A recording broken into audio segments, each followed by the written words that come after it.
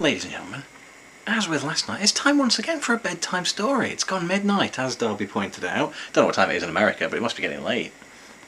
And tonight we're gonna have a look at one of the old Sonic novels here. This is the first of 4 books credited to Martin Adams. Now, Martin Adams is not a real person, it's a pseudonym, and it's a very cleverly chosen pseudonym because they picked the name Adams, as in begins with the letter A, so it'd be prominently featured in the A section in bookstores. So one of the first things you see would be the Sonic books. Very clever. So good for that. So it's actually, I've got the names here on my laptop. James Wallace, Carl Sargent, and Mark Gascoigne. Mark Gascoigne was the editor who edited the books for consistency. Wallace wrote the second and third book, and Sargent wrote the first and fourth. So this one was written by Carl Sargent and edited by Mark Gascoigne. So Gascoigne added, he edited them for tonal consistency between the two authors and to add some more jokes in, because we like jokes and they're very silly, daft books. Oh, and let's get this back on camera here. As we showed last night, there's a little picture of Sonic in the top corner, and when you flip the book, he does a little animation. Beautiful. And there's an advert for Cool Spot inside the back cover. Presumably because Cool Spot was published by Virgin Games and the books were published by Virgin Books. So there we go. So we're going to read a few chapters of this, and this is your bedtime story, because I want you guys to have a good little sleepy and dream of Sonic. Not going to read the whole thing, of course. Like I say, it is a whole full-length novel. We'll see where we go. And it starts with a little prologue called The Sonic Story So Far. There was a time when Mobius was a peaceful world, and the Green Hill Zone was the most peaceful and pleasant and generally all-round cool place to hang out on the entire planet.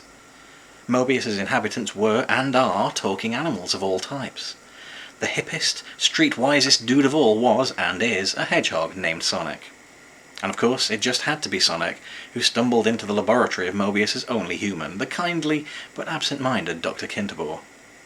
Dr. K was perfecting a device, the Retro-Orbital Chaos Compressor, to attract all the evil on Mobius and contain it within 6 emeralds he called the Chaos Emeralds. Neat name, Doc.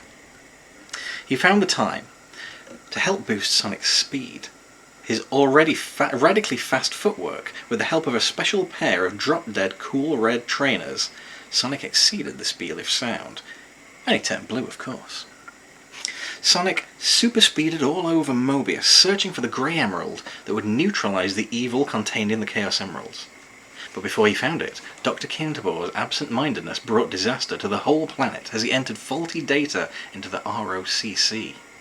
The device exploded, releasing the emeralds, scattering protective golden rings across the length and breadth of Mobius, and transmogrifying Kinterbor into his exact opposite, the evil, power-crazed, obese, and egg-loving Dr. Robotnik.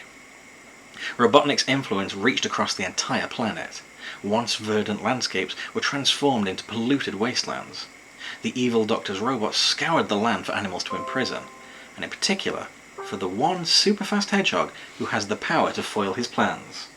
Sonic. And Sonic has foiled Robotnik's plans, at least twice by the time you read this book, as documented on tonight and last night's stream. But Robotnik is inexhaustibly, exasperatingly resilient. Once again, he's back. And that means trouble for Mobius in general, and for hedgehogs with red trainers in particular. Chapter 1. Where's that pig? Home sweet home, sighed a tired hedgehog as he dumped his carriole on the ground. We had one neat holiday, but dude, I'm pooped. It was brill. That turbotronic barrel ride train was the grooviest thing I've been on in a long time, replied a still excited Tails. Sonic could see his foxy friend's twin tails begin to twirl and frowned at him. Sonic wasn't too happy because his glorious blue spines were looking just a little bit droopy from tiredness, and that was a bummer. How could a hedgehog look drop-dead cool with droopy spines?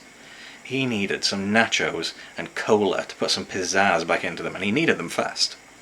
Yeah, well, don't tell me. I was there. Save it for Sally and Porker and the others. Hope they got our postcards. Sonic said. Let's delay the unpacking and get some serious relaxation in. Like, let's slap in a video and stuff our faces, little dude. Sonic needed a lot of food. Ever since Dr. Ovi Kinterbor had helped him become Planet Mobius's first truly supersonic hedgehog, Sonic needed to eat a lot to keep his whizzing metabolism going. If Sonic wasn't thinking about how cool his spines looked, and whether his red superfast trainers were really clean, he was thinking about his stomach.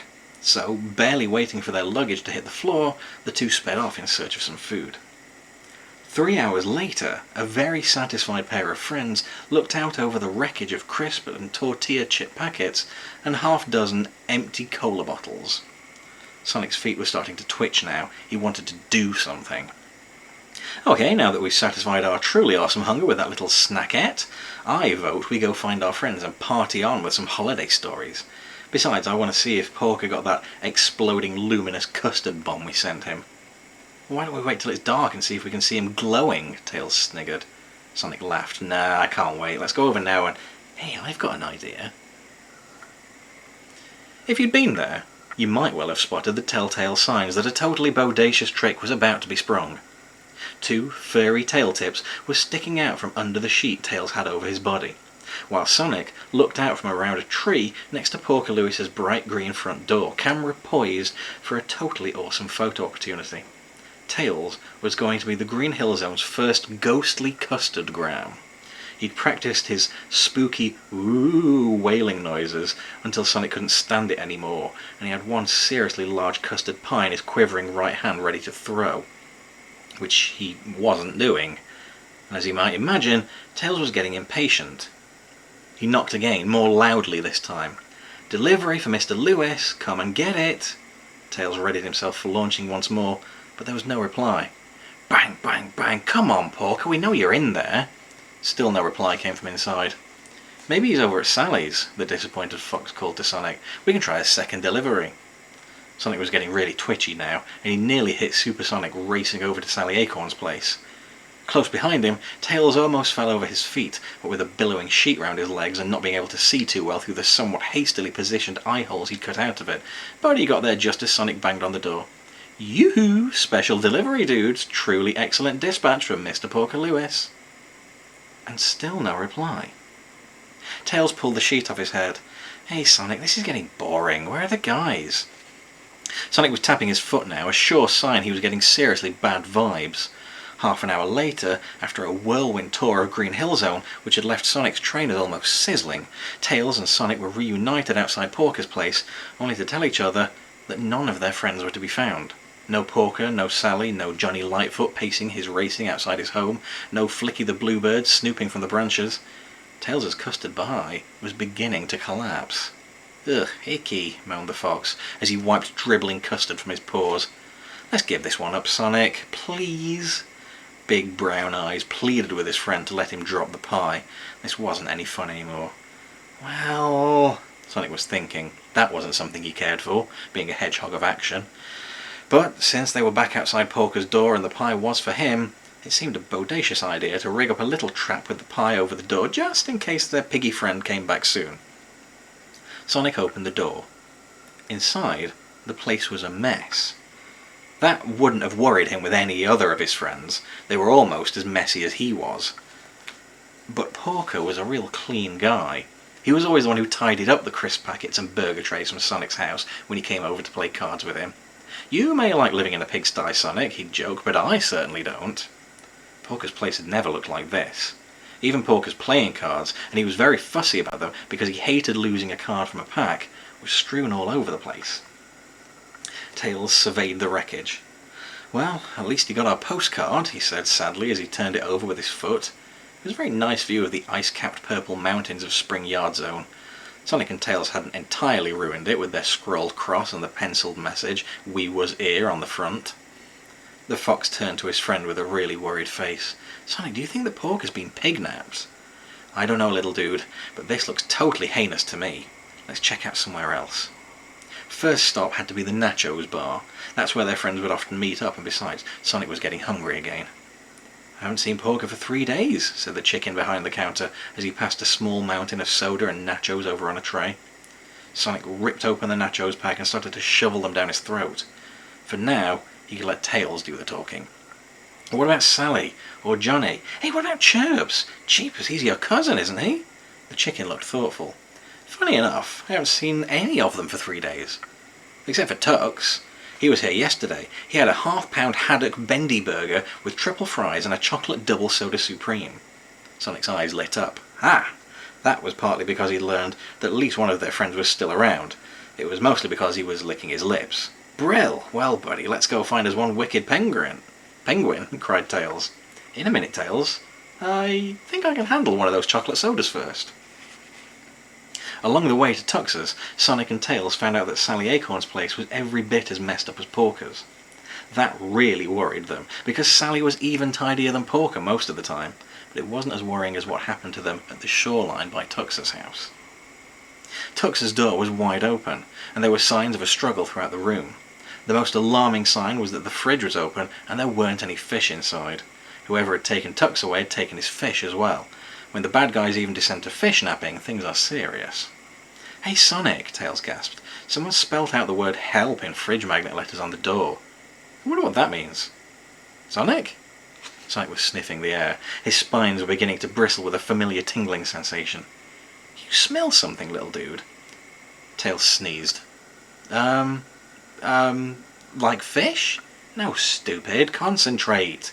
Tails sniffed frantically. Oh, yuck, awful, it smells like... Yeah, totally gross. It smells like rotten eggs.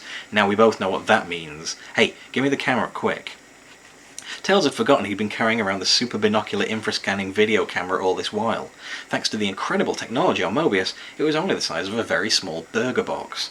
This advance was perhaps less successful than the makers had hoped. For every time he got hungry, Sonic tended to grab it and try to get a cheeseburger out of it. Tails took it from around his neck and passed it to the impatient Hedgehog, who squinted one eye shut and looked through the rangefinder. Oh no, heinous to the max, it's an Eggo-matic, one of Robotnik's flying ships. Huh? Sonic was confused. The speck flying off in the distance just disappeared. Well, it didn't really disappear. What had actually happened was that the robot flying the ship engaged Dr. Robotnik's new experimental chaos shift warp compressor drive, and the ship entered one of the warps of confusions high above the planet. However, apart from Robotnik, only an out-and-out genius could have known this, and though he's no dummy, Sonic isn't an out-and-out genius either. Sonic pondered. I guess Robotnik must have invented a new Chaos Shift warp compressor drive and that ship's just vanished into a warp of confusion. What a bummer. Look, it was just a lucky guess, okay?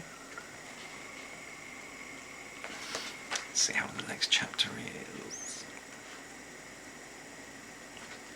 Okay. Chapter 2. Greetings, your royal dudeship. Tails and Sonic were having a think. They didn't much care for this, but drastic measures were called for. They knew that Robotnik had been kidnapping their friends and they wanted to do something about it. Thinking made their brains hurt. So when the ship was flying, it looked as if it was headed off to Labyrinth Zone. At least until it just vanished like that, Tails was thinking aloud. He'd seen it done in the movies, but it was harder than it looked. Slowly, though, an idea wiggled through the fog. There's only one thing for it. We've got to go to Labyrinth Zone and see if we can find anything out before we try raiding Robotnik's laboratory. We don't even know for sure that he has our friends there anyway, and why has he captured them? I thought he was always after you, because you know some of his scientific secrets. Tails had to do most of the thinking for the two of them. Even though his tails were twitching to go, he knew they needed a plan, preferably a really clever plan. I've got a plan, Sonic announced, getting to his feet and searching for packs of crisps, peanuts and tortilla chips. Tails brightened up. All right, what's the plan then? Sonic finished stuffing the packets into a bag which he draped around his friend's neck. Well, we rush over to Labyrinth Zone and search everywhere to learn everything we can. He gave his red power sneakers a final polish. That's it? That's it? Clever or what? Tails didn't have time to say what before Sonic was racing out across the grass of Green Hill Zone, building up speed until whoosh, the Hedgehog curled into a ball and whizzed up and over the hill in the distance. Tails stared at him with admiration, but not for long. With his white-tipped foxtails twirling and whirring, Tails broke into his famous super dash and streaked off in a puff of dust. Now Sonic is seriously quick when it comes to running, but when he needs to come to a halt, he can do that every bit as fast. Well, if you ignore the overshooting problem. More seriously, when he screeches to a halt in the middle of Labyrinth Zone, he gets dirt on his sneakers, because there's a lot of slimy stuff from all the gungy plants and weeds in the place. Oh, gross to the max, the Hedgehog lamented. and right in front of me there's a... But it was what was right behind that counted. Tails went slamming into the back of his friend because he was so busy trying to catch up with his buddy that he just wasn't watching where he was going. Sonic went flying into a labyrinthine thistle bush, and dudes, they are spiky. All Tails could see when he picked himself up was a pair of red sneakers and hedgehog feet sticking out of the bush some yards ahead. Crikey, he thought, that wasn't very clever of me, was it? That wasn't very clever of you, was it? Came a sarcastic voice from his left. Tails whirled around to see a many-legged creature of a type he'd not seen before sitting on a rock not far from the shore of the lake. It had a shell on the lower half of its body and funny eyes on stalks. Tails didn't know what it was, but Tails is a well-brought-up sort of a fox, and so he reasoned it would be neat to be polite to it. No, he said, forgetting entirely about his hedgehog buddy, getting out of the bush and looking very cross. What are you? What? You're very rude. You mean, who are you? He's a prawn, said Sonic, who by now had picked Tails up by his ears and was threatening to use him to polish his sneakers. Hello, Mr. Prawn. I am not. I am a king prawn. My name is Peter, so you can call me King Peter. And speak with the right tone of grovelling to royalty, you clumsy pair of dweebs. Sonic released Tails and advanced on the prawn. Hey, like, royal dude, I thought you lived in the water, not on rocks. Usually I do, but today I'm doing a royal walkabout. The prawn waved several of his hands around rather aimlessly, as all royals do. And if I hadn't been here, I wouldn't have seen that Buzz Downick over there. Tails spun round to see what the prawn was waving at. In the distance, on top of a solid block of stone carved with gargoyles' faces, was a machine which he recognised as a computer. Above it hovered a large metallic wasp-like robot. Tails knew what it was. It was a buzzer, one of Robotnik's evil robot creations. But King Peter hadn't called it that. A Buzz Downick? It's a buzzer! No, it isn't, King Peter spoke, with the weary sigh of a royal person confronted with a very dumb subject. It was plainly a sigh that he'd done before. It's a buzzer which does something extra. Of course it will attack you with its metal stinger if you go near it. It'll try to rip your head off as well. Well, at least your spikes and your tails, mateys. But it was here 3 days ago with a fat man and a funny-looking robot with a hump on its back, which the fat man called Egor. And Fatso told Egor that the computer there would be worked by the Buzz Downick. I think he said it downloads information from the computer. The prawn sounded very pleased with himself for remembering this. See, buzzer, that's buzz. Downloading, that's down. Not sure about the ick bit, though. Nick. Sonic was busy staring intensely at the hovering robot. No, it wasn't called Nick. As I said, no, Nick, Robotnik, or Fatso, as your bodacious majesty referred to him. Calls lots of his creations Nicks of one sort or another. Just a little personal thing he does. Sonic's foot was tapping impatiently on the ground. He wanted to deal with the Buzz Downick now. Hey, like, mega royal personage, why don't you have a crown on your head if you're a king? Tails was getting more and more curious as Sonic was getting more and more impatient. Because it's too darned heavy, of course. And because someone would steal it. And because I like to be a royal with the common touch. The prawn looked altogether too pleased with himself. 3 answers for the price of 1, he thought happily. Yeah, well, thank you for that radically cool helpfulness, your royal shellfishness, but it's time to go. Sonic nodded his head in something that was very like a bow. Tails, dash time. Sonic accelerated into his super spin, while Tails struggled to keep up with him. Bouncing off 2 trees, a couple of rocks, and judging the angles just right, the supersonic hedgehog crashed into the hovering Buzz Downick. It fell apart in a huge outburst of wires, metal, chunks, bolts and nuts, which went spinning everywhere. Tails was hit on the head by a couple of heavy bolts, which sent him crashing into the computer as he followed his friend. When a super dashing fox hits one of Robotnik's computer terminals full pelt, there's only one outcome, or at least there's only one outcome that we're going to tell you about now. The terminal began to hum. The sort of hum that gets louder and higher, like a small child gearing up for a major howl in the slow lane at the supermarket. Buttons popped off the keyboard like someone stripping corn on the cob, and multicoloured lights began to flash on its control panels and scream. Ka-chunk, ka-chunk, ka-chunk noises came out of its smoking speaker grill. Then it exploded. What fell out of it caught Sonic and Tails by surprise. The terminal was full of springs, long, coiled, slinky steel springs which expanded in size as they shot out of the casing. They wrapped themselves around Sonic and Tails, pinning their arms and legs together and making a terrible mess of Sonic's spines, which really annoyed him. Both of our heroes were now all tied up. Well, actually, they were all sprung up, but that doesn't sound quite the same, does it? And in the distance and getting closer, they could hear the sound of a buzzer getting closer. The only bits of them that weren't all tied up were Tails' twin twitching appendages. Whirling them furiously, the fox rose into the air and concentrated with all his might. Gritting his teeth and straining all his muscles, he tried to get free. But the springs just coiled tighter and tighter. With all his might, he couldn't free himself. Crumbs, he thought miserably to himself. Looks like it's game over. With a deep, sad sigh, Tails relaxed and waited for the inevitable. Then all the springs fell off. Of course. They were fiendishly designed to tighten when someone caught in them struggled. As soon as they stopped struggling, the springs just flew off in all directions. Which left Tails looking at the metal eyes of the second buzzer hovering right in front of him. Yikes! Tails kicked out with a simple reflex. It was just instinct, but it worked. The buzzer whined a bit, turned over on its back and crashed to the ground where it broke apart. After a few pathetic bzzz noises, it stopped twitching. By that time, Tails had freed Sonic from the springs coiled tightly around him. "Oh, gross out," Sonic lamented. "Where's my brush?" He quickly found it and began to restore his spikes to their former glory.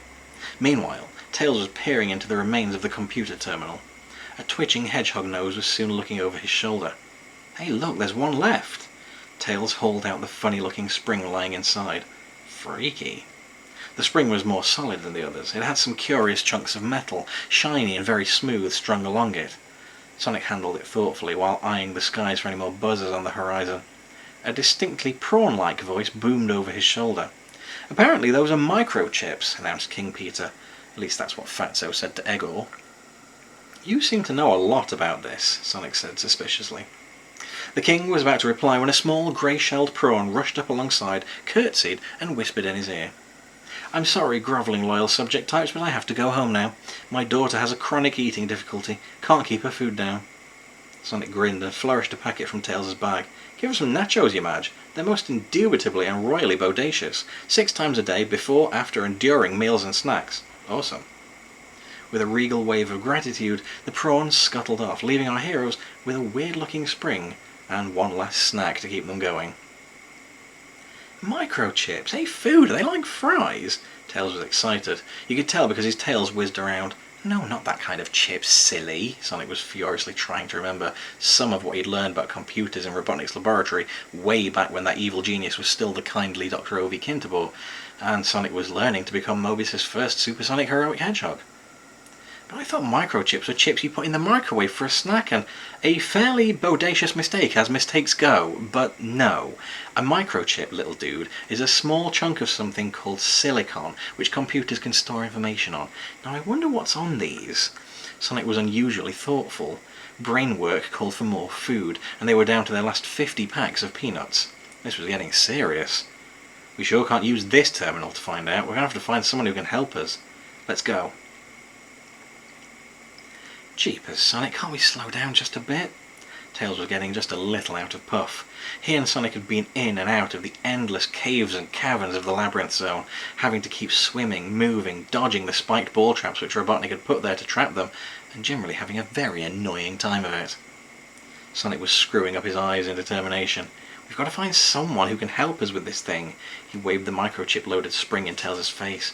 "I'm sure that this holds the secret of what Robotnik is up to. But won't it be like it was before, when Robotnik imprisoned Sally and the others in prison eggs, and you had to free them across the zones of Mobius? No, Robotnik's an evil genius. This time it's going to be different. You know, like Robotnik 2, this time it's personal. This time he's done something else with them." "And I don't know." Sonic's thoughts were interrupted by a wailing sound coming from somewhere far below them. It sounded like something singing. On the other hand, it could have been the sound of someone in serious pain. "Down, dude. We might find someone who can help us. We might find something which needs help. Let's go and find out." Heading down through the underground caverns of the endless labyrinth, Sonic and Tails ducked in and out of the lethal spear traps of the cave. Time after time, they had to drag themselves out of underwater passages, gasping for breath. Floors opened up, revealing gaping holes, and massive columns pounded around them from the ceiling as they passed. It was all very boring.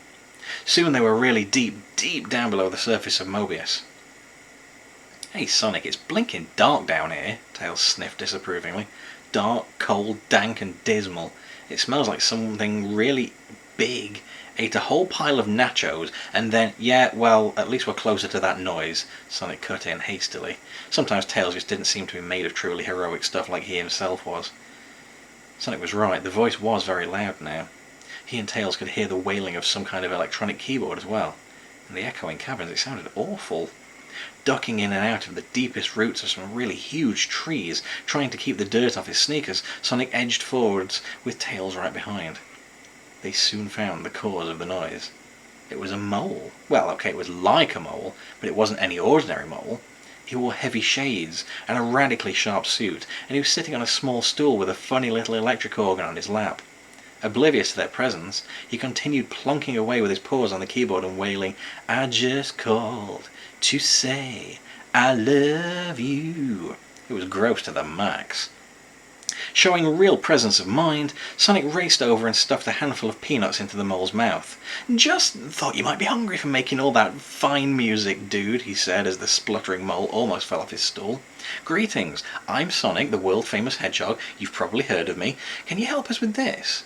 He dangled the wobbling spring over the mole's startled body. The mole spluttered as he coughed bits of peanut all over the ground. "Hello, I'm Stevie the mole." The latter part was strictly unnecessary. One would have to be blind not to see that. "Well, we, really dig your music, but we need some help, most excellent mole-type dude. My furry twin-tailed friend and I are looking for some chums who've disappeared, and we think that might be the reason why, and what's been happening to them might be encoded on this." Sonic continued to dangle the spring before the mole. These friends of yours, they're not worms, are they, by any chance?" said the mole, looking rather guilty. "No, there's Sally Acorn, she's a really neat squirrel, and Johnny Lightfoot, our rabbit buddy, and oh phew, that's a relief," sighed the mole. "I mean, you're kind of hefty looking guys, and I wouldn't have wanted to give you any reason to be cross with me." "Well, of course we're really hunky," said Tails, puffing out his chest. "I mean, I don't work out with weights every day for nothing, you know." Sonic looked at his friend with a sarcastic expression. "Tails, if you tell wicked lies, you might end up facing a Schwarzenegger-bot, and then you'll be sorry." Tails looked suitably abashed. Meanwhile, the mole was sniffing at the spring. "It smells kind of greasy. Microchips? You got it, cool dude. Know anything about them?" "Well, just let me plug them into my wideband, interfacing, minimaxing, polyphonic, outreaching, unisynthesizing topographizer," said the mole, clutching at the spring. "Nothing like a good wimp out for sorting out what's going down." "Far out," muttered Tails. He wasn't convinced that the mole knew what he was doing, but with a few powerful swipes of Stevie's claws, the spring was soon coiled around the small box on the side of the organ. The mole flipped a few switches, adjusted a couple dials, and began to hum. "Gimme an A." "Eh? That'll do. Cowabunga, hero-type dudes, I feel a song coming on." Half an hour later, a grim-faced hedgehog and a thoroughly frazzled fox staggered to the surface, holding their ears, and crumpled in a heap beneath the shade of a tree. It was better to face the buzzing of a swarm of flying robots than what they just had to endure. "What a total gimboid! My ears hurt, my brain hurts!" Tails rolled himself up in a ball and snuffled in his bag for some peanuts. He wasn't hungry, but he hoped that eating might make him feel better. Anyway, Sonic, what was that computer doing here in the middle of nowhere? He didn't feel that he understood what was happening. "They're everywhere. We even saw one on holiday, remember? It was disguised as a vending machine." Tails nodded urgently. He recalled it now. He tried to get a bar of peanut chocolate out of it and got an electric shock that made his tail stand on end. Robotnik's searching for the Grey Emerald. It's the one thing which could destroy the power of the Chaos Emeralds he has orbiting Mobius. They're his source of power, and without them he wouldn't be able to do heinous stuff like kidnapping our friends. So he has these computers around so that anyone who might know anything about where the Grey Emerald is can type the information in. So how come I just got electrocuted when I touched one? Sonic paused for thought. Not for too long, though. I don't know. Perhaps it's because Robotnik knows we're his enemies, and he's programmed the computers to do nasty things to us if we touch them. That is why we should approach them with the intention of a real cool wipeout action, huh? Tails grinned. Dig it.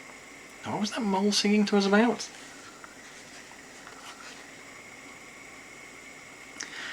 Chapter 3. It's only a brain scanning machine, it won't hurt. So, where are Sonic's friends? Well, they're imprisoned in the laboratory of evil madman stroke genius Dr. Ivo Robotnik. But this isn't Robotnik's old laboratory with its huge array of robots and weird machines. No, this one is a brand new, just built extension. Yet Robotnik himself thought that one up. There are lots of machines here, but they're not the usual ones Robotnik uses. No, there's just one robot who really matters here, and he's called Egor. Egor's unusual. He has something of a personality. He thinks, yes, he thinks, of himself as Dr. Robotnik's faithful assistant. He conducts what the Doctor insists upon calling his experiments on the laboratory animals, as Robotnik refers to Sally, Porker and all the others who are kept here in mean little cages with thick iron bars. Now sometimes Egor talks to these animals. Sometimes Robotnik and Egor discuss the plans for the experiments, and someone overhears them. Porker Lewis, who's probably the smartest, is beginning to get some seriously bad vibes about this setup. It was a remark from Chirp's chicken in the next cage, however, which most alarmed him. "Hey Porker, I'm one lucky dude," Chirps had happily announced a couple of days after they'd been dragged from their homes by a squad of grabbers, Robotnik's 8-legged specialist kidnap bots. "No way," Porker replied. The food was okay here, but Porker was irritated by the way he had to keep pressing a silly little lever to get it. Well, maybe it wasn't too different to phoning for some pizza, and it did arrive a lot faster, but it still irked him. "I'm going on a space flight," the chicken said delightedly. "How'd you figure that out, dweeb brain?" Porker was cross this morning. The pizza which had come out of the slot in his cage when he pressed the lever was cold, and it didn't have enough cheese on it. It also had black olives, and Porker thought black olives were horrible. "I heard Dr. Robotnik telling Egor he's sending me to the planet Kentucky. I think I want to get some new clothes too. Robotnik said coating, but I guess he meant coat. Sounds way radically cool. I can't wait to go." Porker didn't have the heart to tell his friend what all this might really mean. Sonic was foot-tapping again. This was because Tails was being just a little slow to understand what his supersonic friend was telling him about Stevie's decoding the microchips. "So there was a list of all our friends in that computer?" Sonic just tapped his foot in reply. Tails' smarts were not quite in gear right now. "And there were instructions for the robots to bring them to a new laboratory?"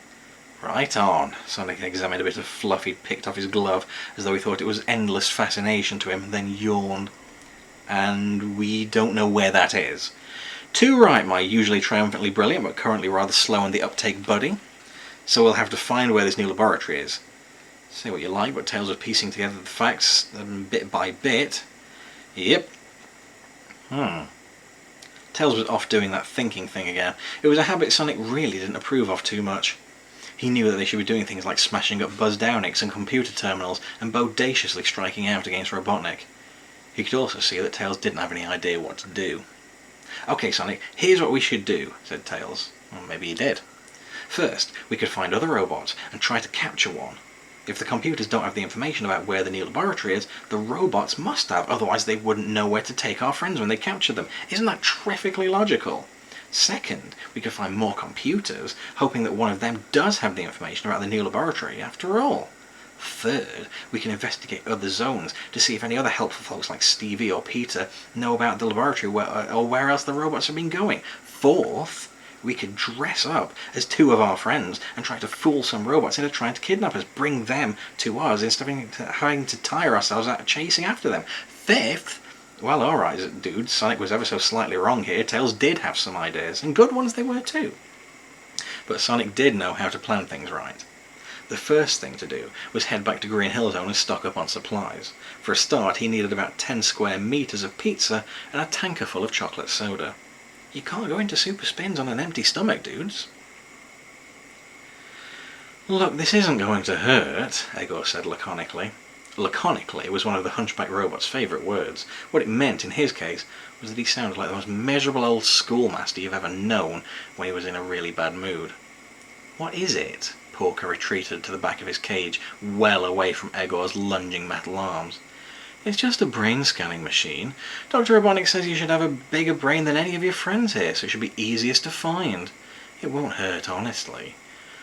I'll just tell the doctor what's happening inside your brain."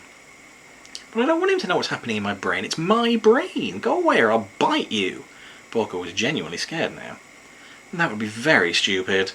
Egor sounded exactly like a schoolmaster now. "I'm made of metal, and you'd break your teeth, and then you wouldn't be able to eat the lovely pizza we give you." "Yes, I would. You don't need teeth to eat slurpy, soft pizza. Don't be difficult. You wouldn't be able to eat the crispy pizzas, only the deep pan. And we've run out of deep pan pizza for the time being. Anyway, if you broke all your teeth, it would hurt, you silly pig." Egor sounded almost like he would find this end result amusing, albeit in a laconic sort of way. "I don't care. I'll do it anyway. If my teeth hurt, then evil Dr. Robotnik won't be able to find out what's happening inside my brain, will he?" Porker saw his chance and changed tack. I mean, why is he doing all this anyway? That's a scientific secret. Look, Porker, if you won't come out, then we'll have to use the hypnotizing ray on you. Ego sounded extremely laconic and somewhat annoyed. He hadn't expected Porker to be such a hassle. Clunking his way across the laboratory, Ego wheeled out the dreaded machine. It looked like... well, it's not so easy to describe just like that. It looked like one of those big guns you might have seen in video posters. You know, the ones being carried by big guys with muscles, where most people don't even have places for the muscles to be in. Big guys with brains the size of peas. Don't push me and I'll be back sort of guys, you know the kind. But it wasn't really a gun, of course. It had lots of spiky bits along the length of the tube and dials and flashing lights all over it. Ego wheeled it slowly across the room and pointed it into Porker's cage. A green ray shot out of the tube, and the machine made a very low woo woo woo noise. Porker couldn't help but stare at the light, and as he did, Robotnik's voice came from a tape inside the machine. "You are feeling sleepy. Your eyelids are heavy, and you are tired, very tired. You are going to sleep." All the animals in the laboratory were asleep when Dr. Robotnik arrived, very late that night. The evil genius was licking the last of his supper off his hands. It had been his favourite food, raw eggs with a dash of Tabasco pepper sauce. Sticky strands of egg white dribbled from his fingers onto his white laboratory coat and congealed into slimy little pools. It was gross. Robotnik licked the last of the egg yolk off his lips with a disgusting slurping noise. Ego clanked to attention as the white-coated madman strode in. "Master, Master, I have the information you wanted, look." The robot pointed to a huge video screen which had a glowing picture of a brain on it. Porker Lewis's brain, to be exact. Most of the brain showed up blue, but there were some yellow areas and one or two small red hot spots. That's where Porker's brain was most active. Right now, the eating centres of his brain were showing strongly red. Seeing this, Ego absent-mindedly pushed the pizza delivery button. "No, wait!" Robotnik furiously hammered the cancel button on the control panels. "He has to press the lever in his cage before he gets the pizza. That's the principle of behavioural conditioning, Ego. Bad robot." Ego hung his head sadly. He didn't like being called bad robot. "But he's asleep, Master." "That's a technical point. It doesn't concern me right now." "Do we have enough information from his brain to put him into Far Out yet?" "No, Master, and he is only the first. I have all the others to experiment on yet." "We can deal with them later. It is imperative that we have a first experimental subject for Far Out. Ha ha ha ha! When we've scanned all their brains and put them into the Far Out machine, then we'll know how to deal with our ultimate enemy, Sonic the Hedgehog." Well, at this point we ought to come clean. We lied about all the animals being asleep. Only a little bit though, because there was only one that was awake. As everyone knows, Sally Acorn is one cool, smart squirrel. She learned to press levers to get acorns to eat long before any of the other animals had figured out what was inside their cages. Better still, she'd learned to stay awake at night to overhear what Robotnik told Ego to do. Mostly, she didn't tell the other animals what she heard. She didn't want to frighten them. And she hadn't heard anything really worrying anyway. But tonight, feigning sleep as always, she heard Robotnik yell at Ego what Far Out stands for, and she squeaked with worry about that. So we won't tell you what she heard. We don't want to worry you after all. Besides, whatever Robotnik is planning, there are still two bodaciously free, radical hero-style dudes who are going to do their best to stop him. And that takes us up to Chapter 4. That's going to be where we bow out for the evening. That's your little bedtime story for tonight there, guys. Hope you've enjoyed that look back at the very first Sonic novel from 93, I think? Yeah, 1993, gosh. Those were the days. So yeah, that's the end of Sonic Month, day number 2 of 31. Another game down, another book down. Tomorrow we're going to be playing Sonic Eraser, which is slightly more obscure as Sonic games go. That's not going to be too long of a playthrough, so the main attraction is going to be leaning in. we're going to try and play through Metal City Mayhem. This is a choose your own adventure book, and I'm going to be seeing if I can get a little assistance in getting through to the end of this one. Will Sonic win? Will Sonic be crushed by robots? Who knows? The safety of our beloved Hedgehog may be in your hands. Who knows? Who's to say? We'll see. But yes, it's been lovely fun once again, guys, and just chilling out, having a good old time, playing some Sonic, reading some Sonic, and reliving a very special anniversary, 30 years to the day that I picked up that first video game, and here we were tonight, playing through it once more. So it's been lovely. Thanks ever so much, guys, for joining, and I will hopefully see you tomorrow, and indeed for the rest of Sonic Month. Don't forget you can follow me on Twitter at LTDangerous. You can find me on YouTube at BuzzBomber, as in the Sonic Baddie. That's BuzzBomber. And yeah, you can find it. Well, I should say it's youtube.com/BuzzBomber, isn't it? Because there might be more than one people with that display name. And yeah, hope to see you again tomorrow night for another Sonic Month day. So you guys take care. Lots of fun. You have a lovely evening. Sleep well. Pleasant dreams. Bye.